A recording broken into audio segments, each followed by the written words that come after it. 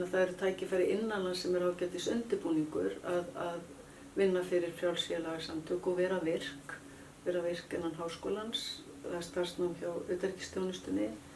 Það er líka starfsnám hjá Sameinuðu þjóðunum, en því miður að þá er það ekki launað. Þegar kemur að því að sækja starf hjá Sameinuðu þjóðunum, ekki að einblína á að reyna að komast að í New York eða Genf, þar sem flestir kannski vilja vera, heldur frekar að beina sjónum að því að komast út í feltið.